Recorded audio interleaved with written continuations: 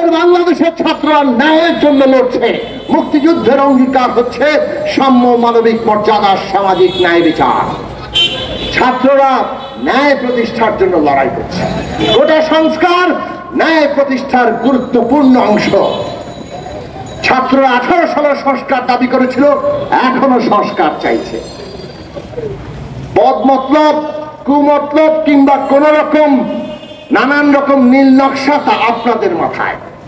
শপথ ভঙ্গ করে 18 সালে যখন সংস্কারের দাবি করা হয়েছিল, আপনি নিজেই স্বীকার করলেন, প্রধানমন্ত্রী বিরক্ত হয়ে আপনি এটা বাতিল করে দিয়েছেন।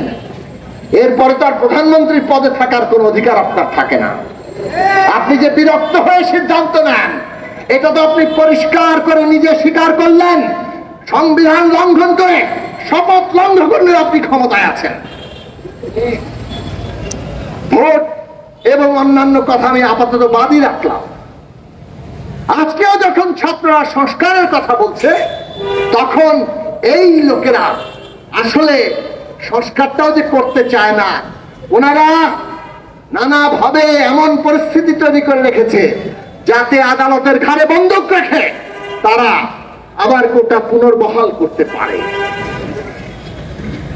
আমরা সর্বোচ্চ আদালতের কাছে আশা করি, জনগণ প্রত্যাশা করে, ছাত্র সমাজ, আজকে বাংলাদেশের সকল ছাত্র সমাজ এই আন্দোলনের সাথে যুক্ত হয়েছে এবং ছাত্রলীগ তাদের লোকজন পাচ্ছে না। এই জন্য পাড়ায় মহল্লায় যত কিশোর গ্যাং, মাস্তান বাহিনী, তাদেরকে নিয়ে এসে আজকে রাস্তায় নামিয়েছিল। ছাত্ররা গণপ্রতিরোধ সৃষ্টি করছে এবং এইটা থেকে পরিষ্কার হয়, দেশের সমস্ত শিক্ষার্থী সমাজ যে আকাঙ্ক্ষা, আন্দোলন, দাবি আজকে করছে, তাদের দাবি বাস্তবায়নের জন্য সর্বোচ্চ আদালত তাদের সর্বোচ্চ বিবেচনা দেখাবে। মানুষ সেটাই প্রত্যাশা করে।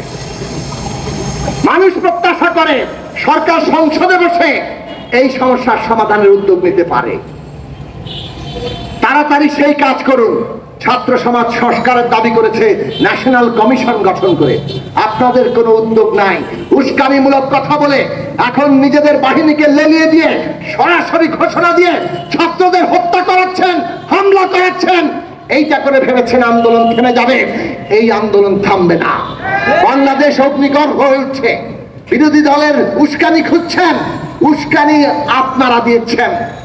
বিরোধী দল এই আন্দোলনকে সমর্থন দেবে, পাশে থাকবে।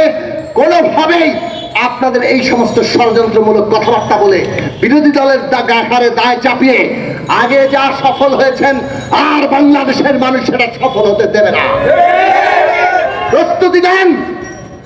এইসব হামলাকারীদেরকে গণপ্রতিরোধ করতে হবে। আজকে এই শাসন টিকে রাখার উদ্দেশ্য কি পরিষ্কার হয়ে গেছে। তারা লুট করতে চায়, তারা সমস্ত দেশটা খুবলে খেয়ে ফেলতে চায়।